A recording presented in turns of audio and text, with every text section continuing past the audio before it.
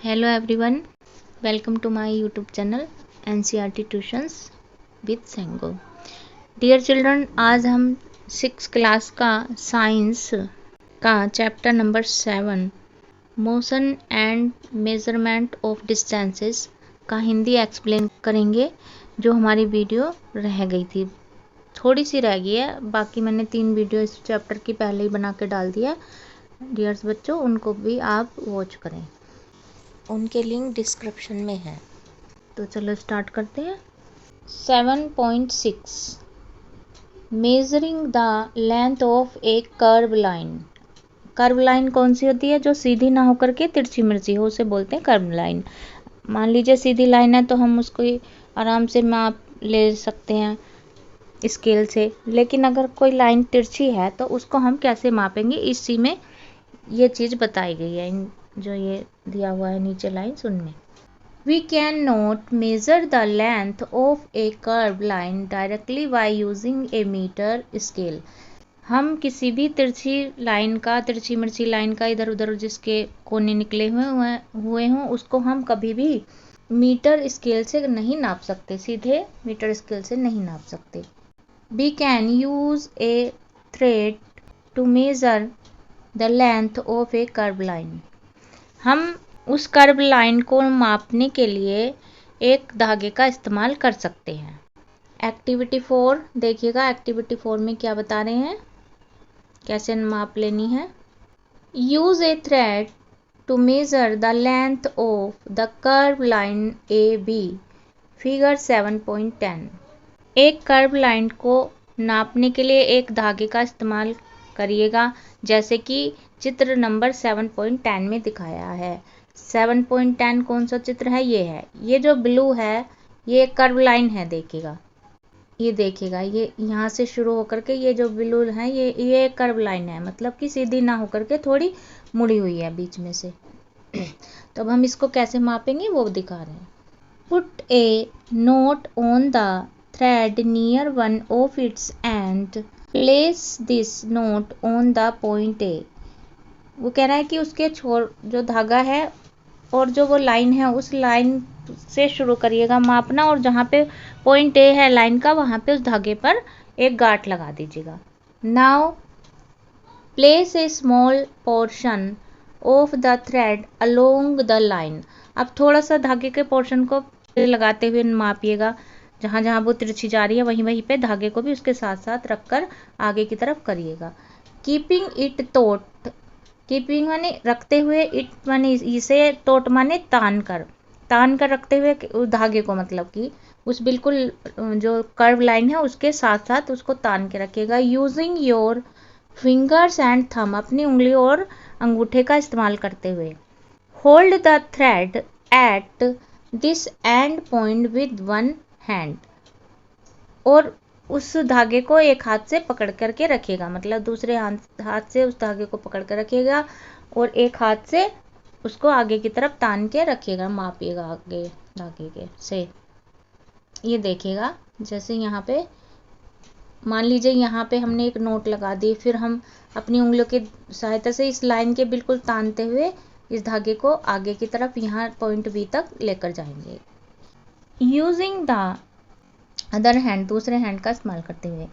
Stretch a little more portion of the thread along the curve line, और फिर से थोड़े से धागा लीजिए और उसको आगे की तरफ कर्व लाइन के साथ साथ आगे की तरफ ले जाइएगा धागे को।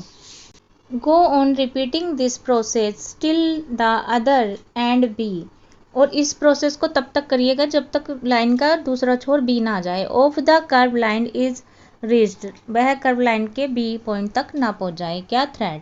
अब क्या करना है, मेक ए मार्क, एक निशान लगाइएगा, ऑन द थ्रेड, धागे पर, where it touched the end B. अब दूसरे हमने पहले गांठ लगाई थी शुरू में जब पॉइंट ए से चला था हमारा थ्रेड, और अब जब वो बी पे पहुंच जाएगा तो वहाँ पे एक मार्क करना है कि यहाँ तक आ गई है ये लाइन, ठीक है। Now stretch the thread along the metre scale. अब क्या करना है कि उस धागे को फैला लीजिएगा और मीटर स्केल के साथ उसे नाप लीजिएगा। Major the length between the note in the beginning and the final mark on the thread. अब जो हमने जहाँ से लाइन को मापना शुरू किया था और एंड तक का बीच का जो धागे पे हमने निशान लगाया था, एक तरफ गांठ लगाई थी, दूसरी तरफ निशान लगाया था, उस बीच वाले भाग को उस मीटर स्केल से माप लीजिए। This give the length of the curve line. अब ये जो हमने मापी गई हमारी दूरी है वो हमारी कर्व लाइन की दूरी है। We see that we need a lot of care to ensure that we are measuring distance and lengths correctly। हमने ये देखा कि हमें बिल्कुल सही नाप लेने के लिए कितनी सावधानी की जरूरत पड़ती है। And or we need some standard unit and devices with which we measure these distances and can convey our result to other. और हमें स्टैंडर्ड यूनिट्स हैं उनके उपकरणों की भी आवश्यकता पड़ती है। कैसे? जैसे मीटर स्केल हो गया, मीटर स्केल से हम नापेंगे उन दूरियों को और सही से माप करके हम दूसरों को आगे बता सकते हैं उसका परिणाम। सही दूरी नाप करके फिर हम दूसरे लोगों से बता सकते हैं कि हमने किस तरह से सावधानी से उसको मापा है। अब देखिएगा 7.7 मूविंग थिंग्स अराउंड अस। जो चीज़ें हमारे चारों तरफ गति करती हैं उनके बारे में यहाँ पे बताया गया है। एक्टिविटी 5, यहाँ पे एक्टिविटी 5 दी हुई है। क्या है इसमें देखेंगे। Think of some object you have seen recently. कुछ ऐसी वस्तुओं के बारे में सोचिए जो आपने बिल्कुल रिसेंटली देखी, बिल्कुल अभी अभी देखी हैं, अभी थोड़ी देर में। लिस्ट दैम इन टेबल 7.4 और उनकी 7.4 में टेबल में उनकी एक लिस्ट बनाइए, सूची बनाइए। दीज में इंक्लूड ए स्कूल बैग। इन चीज़ों में क्या क्या शामिल हो सकते हैं? आपके स्कूल बैग हो सकता है, ए मॉस्किटो एक मच्छर हो सकता है, ए टेबल एक मेज हो सकती है, पीपल लोग हो सकते हैं, सिटिंग ऑन द चेयर्स जो कुर्सियों पर बैठे हैं लोग, और पीपल मूविंग अबाउट और दूसरे लोग वो हो सकते हैं जो वहाँ पे घूम रहे हों। द लिस्ट में ऑल्सो हैव ए बटरफ्लाई और आपकी लिस्ट में एक बटरफ्लाई भी हो सकती है। ए डॉग एक कुत्ता हो सकता है, ए काऊ एक गाय हो सकती है, योर हैंड्स आपके हाथ हो सकते हैं, ए स्मॉल बेबी एक छोटा बच्चा हो सकता है, ए फिश इन वाटर और एक पानी में मछली भी हो सकती है, एक मछली हो सकती है पानी के अंदर।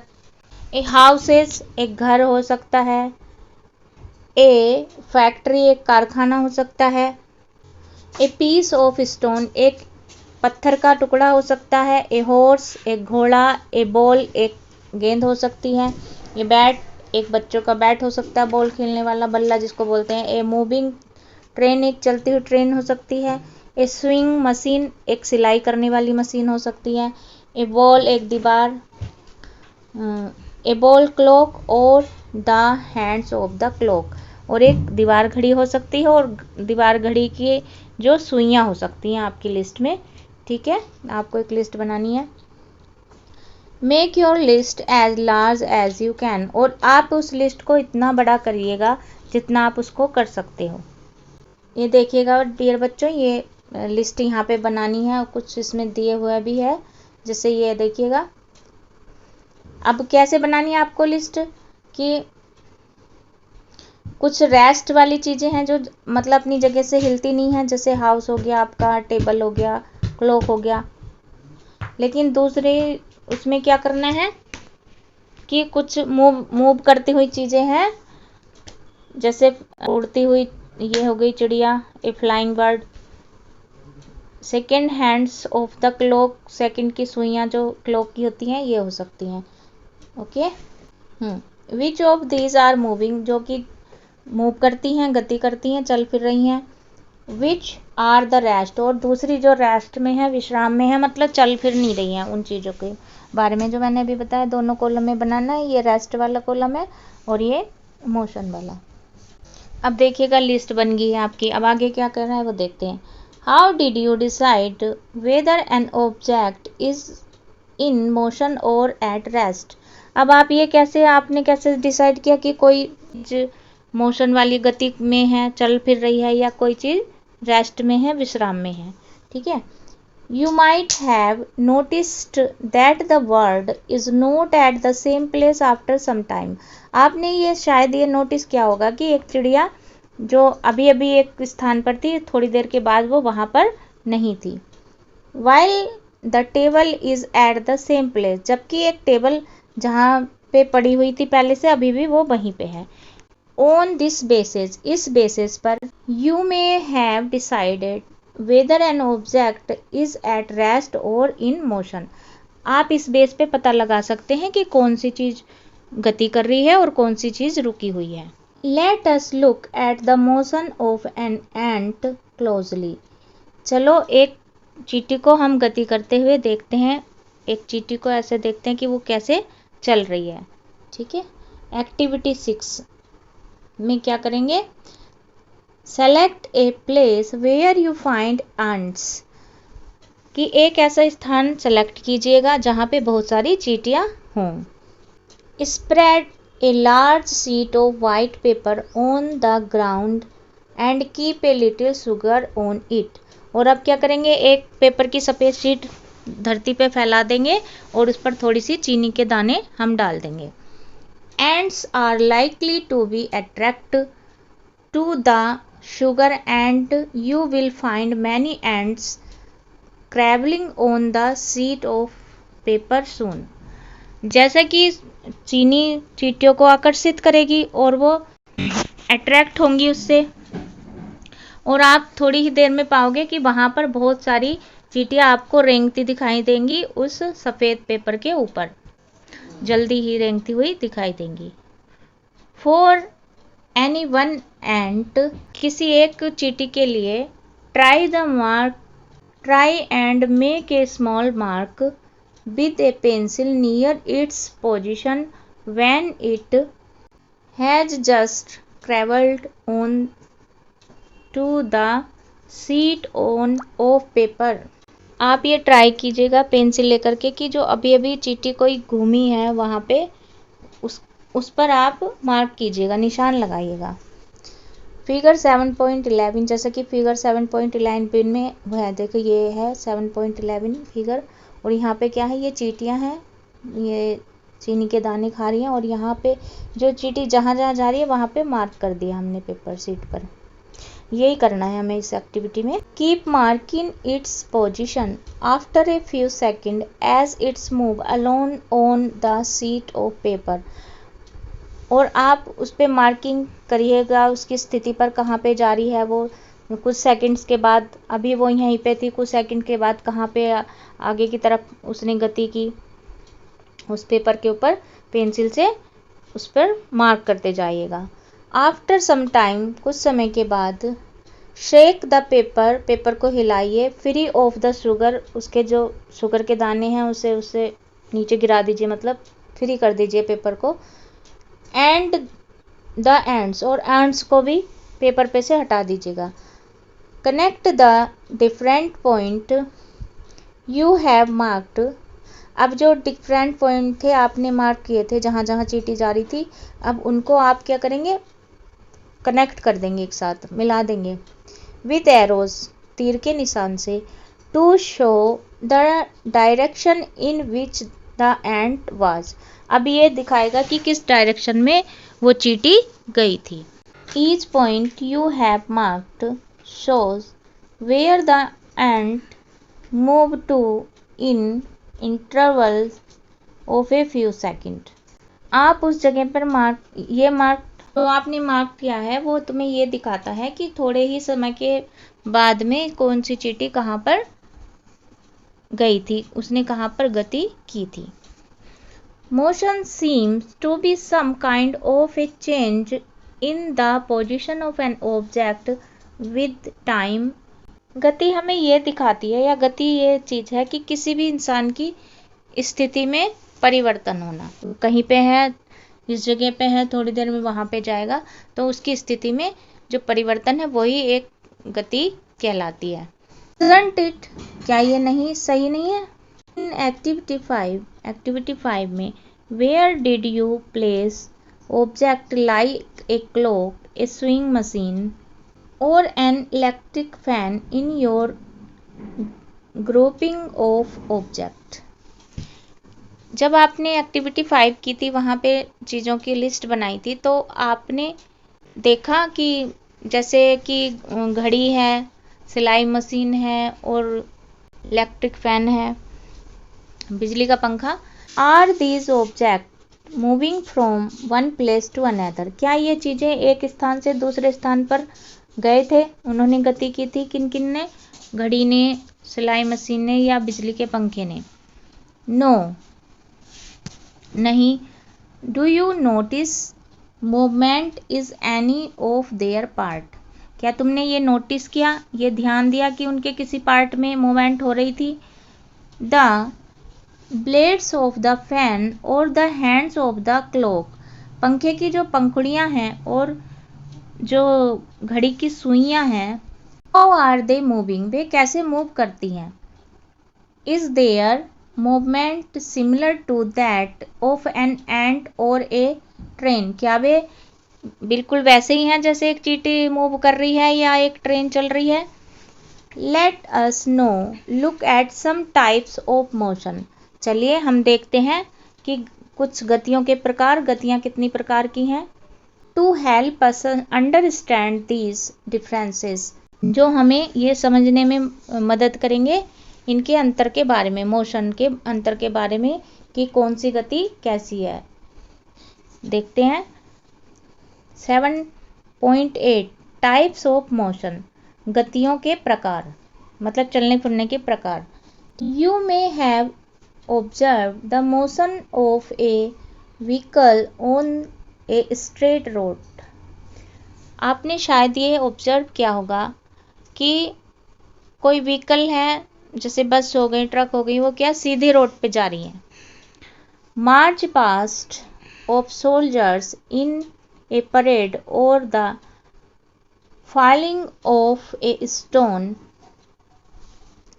और कोई सैनिक मार्च निकाल रहे हैं, कैंडल मार्च निकाल रहे हैं, वो परेड में हैं, वो भी क्या है, सीधे जा रहे हैं सड़क पर। फॉलिंग ऑफ ए स्टोन, और कोई पत्थर दूर से फेंका जा रहा है, जो कि हमें 7.12 में दिखाया गया है। ये देखिएगा फिगर आपका 7.12 ये रहा, ये। और ये देखिएगा ये रोड पर जा रही हैं ये बसेस, और सैनिक मार्च निकाल रहे हैं। तो क्या ये मतलब ये क्या है, सीधे जा रहे हैं बिल्कुल। What kind of motion is this? ये किस प्रकार का मोशन है, ये किस प्रकार की गति है?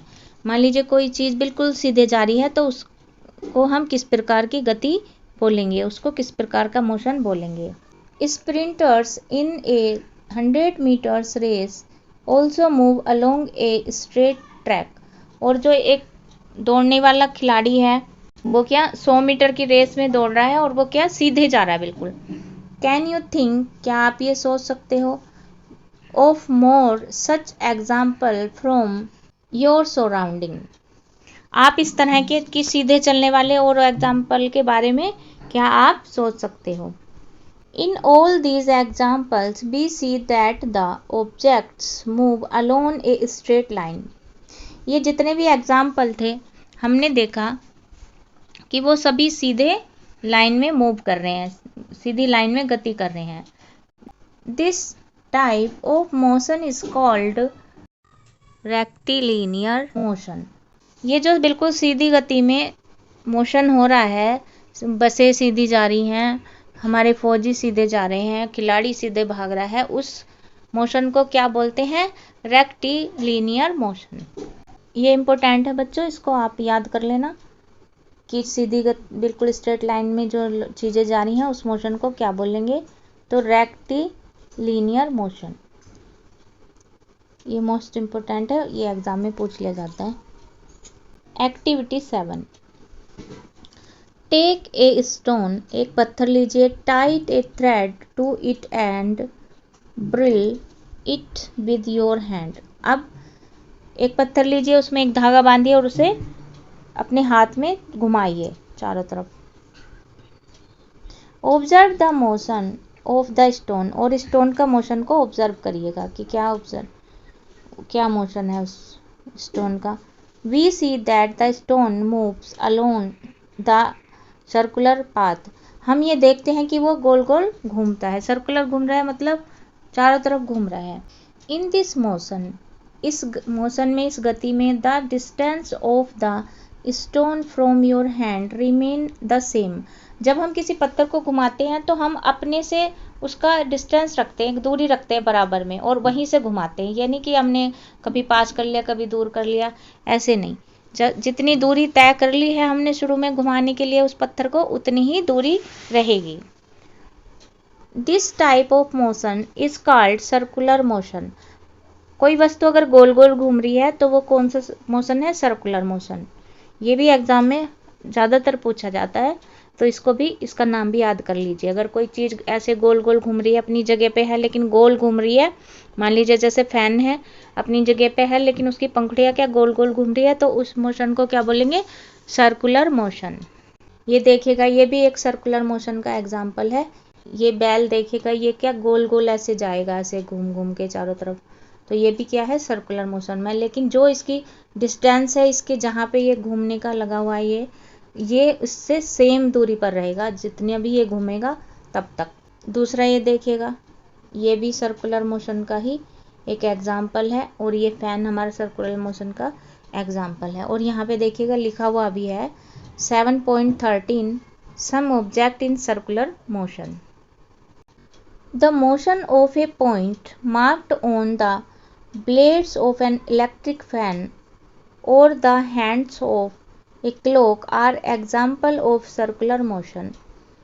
वही जो मैंने भी बताया कि जैसे पंखे की पंखुड़ियाँ हैं, गोल गोल घूम रही हैं, और सुई है घड़ी की, वो क्या है? घड़ी तो एक ही जगह पे है लेकिन उसकी सुइयाँ चारों तरफ घूम रही हैं, तो ये क्या है? एग्जाम्पल है सर्कुलर मोशन का। The electric fan or the clock by themselves are not moving from one place to another। बिजली का पंखा और जो घड़ी है हमारी, वो कहीं भी एक स्थान से दूसरे स्थान पर नहीं जा रही है, बट लेकिन the blades of the fan rotate and so do the hands of a clock। लेकिन क्या है? पंखे के जो ब्लेड्स हैं वो रोटेट हो रहे हैं, बार बार घूम रहे हैं, और जो हैंड्स ऑफ ए क्लॉक है, मतलब कि घड़ी की जो सुइयां हैं, वो भी बार बार रोटेट हो रही हैं। If we mark a point anywhere on the blade of a fan और on the hands of a clock, the distance of this point from the centre of the fan और the clock will remain the same as type rotate. कि अगर हम mark लगाते हैं, मान लीजिए किसी भी, अगर हम इस पंखुड़ी पे मार्क लगाते हैं तो यहाँ से यहाँ तक, तब हम ये अगर घूमेगा भी तब भी इसकी दूरी कितनी रहेगी? यहाँ से भी बराबर रहेगी, यहाँ से भी, यहाँ से भी, कहीं भी चले जाए पंखुड़ी, ये बीच के जो है दूरी बराबर ही रहेगी। इसी तरह से घड़ी की सुइयाँ हैं। इन सम केसेज, कुछ केसेज में an object repeats its motion after some time. कुछ केस में हम क्या देखते हैं कि कोई चीज़ अभी यहीं थी, थोड़ी देर में फिर घूम के वो यहीं आएगी, आगे जाएगी फिर पीछे आएगी उसी जगह पे, फिर आगे जाएगी फिर पीछे आएगी, वो बार बार उसी जगह पे बार बार आती जाती रहती है। This type of motion is called प्रोडिक motion. इसे हम प्रोडिक मोशन बोलते हैं। मतलब कोई चीज़ अभी यहाँ पे थी, फिर दोबारा से वो जो घूम के आएगी वैसे।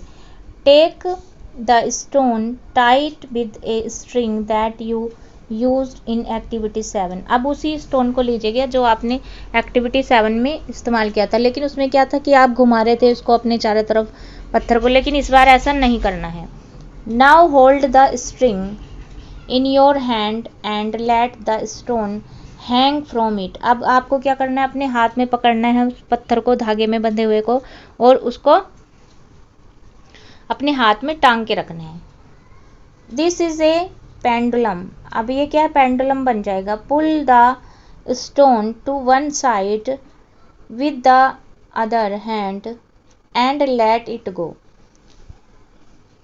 अब इस पत्थर को आप आगे की तरफ पुल कीजिएगा, एक साइड, दूसरे हाथ की तरफ, और इसको जाने दीजिए, मतलब आगे की तरफ। Now the pendulum is in motion. अब क्या है, ये पेंडुलम क्या है, गति में होगा। It is an example of periodic motion. ये क्या है, प्रोडिक मोशन की एक एग्जाम्पल है। मान लीजिए पत्थर हमने यहाँ से हाथ में लटका के आगे की तरफ पुल किया, फिर वो घूम के उसी जगह पे आएगा जहां से हमने उसको आगे की तरफ पुल किया था। ठीक है। A branch of a tree moving to and fro, motion of a child on a string of a guitar or the membrane of drums, tabla being played are all example of प्रोडिक motion where an, मतलब कि पेड़ की शाखाएं हैं, एक बच्चा झूले पे झूल रहा है, और तबले का जो ड्रम हम बजा रहे हैं बार बार, तबले की जो स्किन है, मतलब ढोल की, वो ऊपर नीचे हो रही है वो, और ये सब गिटार की जो तार हैं, ये सब क्या है, प्रोडिक मोशन के एग्जाम्पल हैं, उदाहरण है। ये थोड़ा सा दे रखा है। Boojho is not sure why we say that the distance of the stone from your hand is the same when we whirl it around. Can you help him understand this? Remember that the stone is held with a string. अब बुजो को ये समझ में नहीं आ रहा है कि हमने जो पत्थर वो धागे में बांधा था, उसको घुमा रहे थे, तब हम उसकी दूरी को कैसे समान रख रहे थे, उसको समझ में नहीं आ रहा है। उसे ये समझा सकते हो बच्चे, अगर आप तो समझाने का प्रयास कीजिएगा ज़रूर।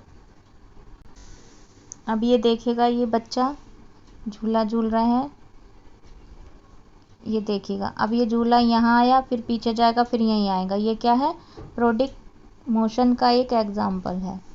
आगे कुछ और एग्जाम्पल है, ये देखिएगा। ये घड़ी पेंडुलम वाली, ये पेंडुलम बार बार घूम के उसी जगह पे आ रहे हैं।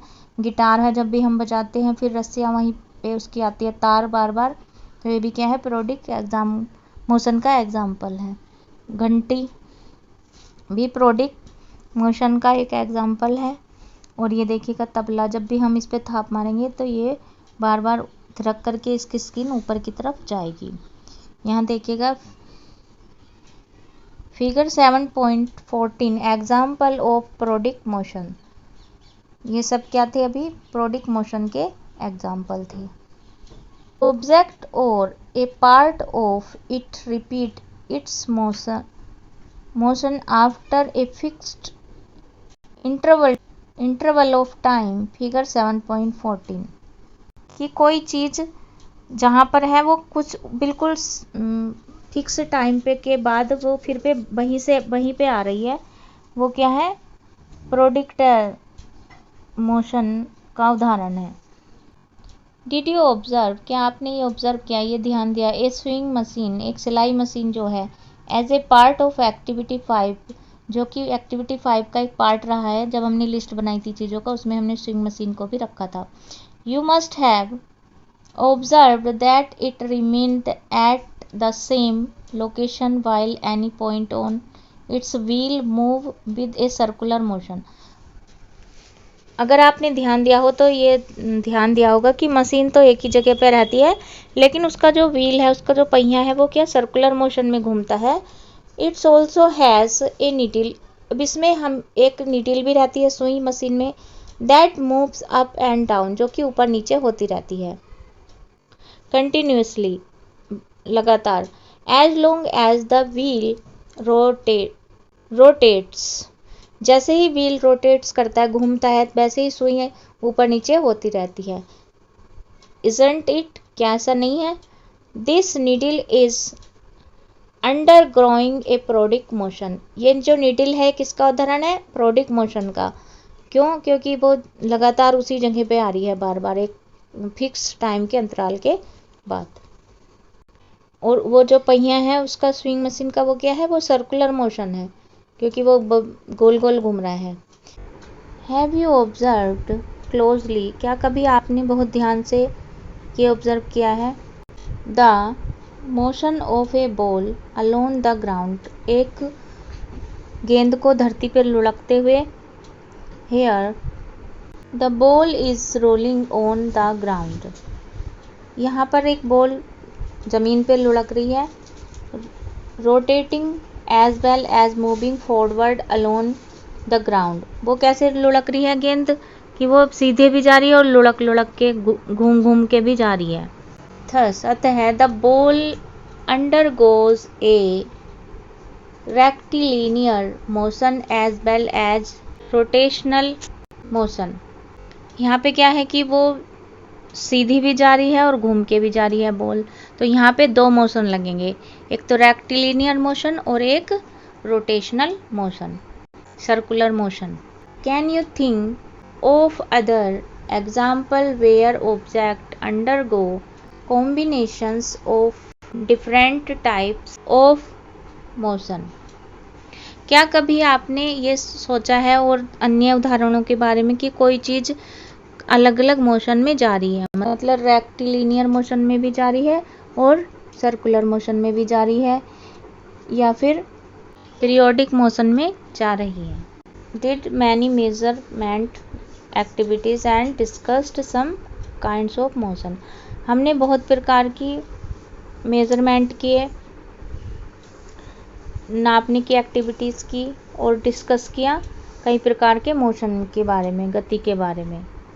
We saw that motion is a change in the position of an object with time, हमने ये देखा कि किसी समय के साथ किसी वस्तु की स्थिति में परिवर्तन को हम गति कहते हैं।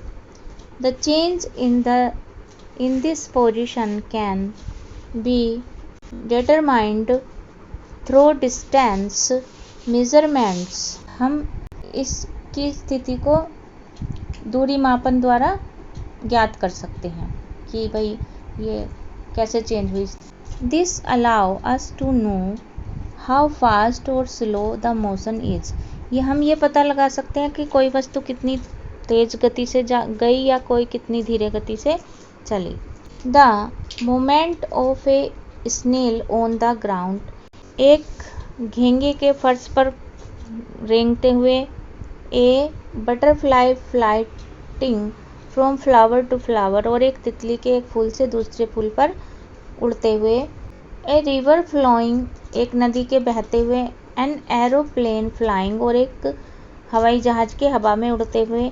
Moon going around the earth, चंद्रमा को पृथ्वी के चारों ओर घूमते हुए। And blood flowing inside our bodies show that there is motion everywhere around us, और हमारे शरीर में जो ब्लड का सर्कुलेशन हो रहा है वो सारी चीज़ें हमें ये बताती हैं कि हर जगह हमारे चारों तरफ मोशन है, गति है। That's all children. अब हम इसके क्वेश्चन आंसर नेक्स्ट वीडियो में कवर करेंगे। अगर आपने चैनल सब्सक्राइब नहीं किया हो तो प्लीज़ चैनल को सब्सक्राइब करें, वीडियो को लाइक करें और अपने दोस्तों के साथ शेयर भी करें। Thank you for watching.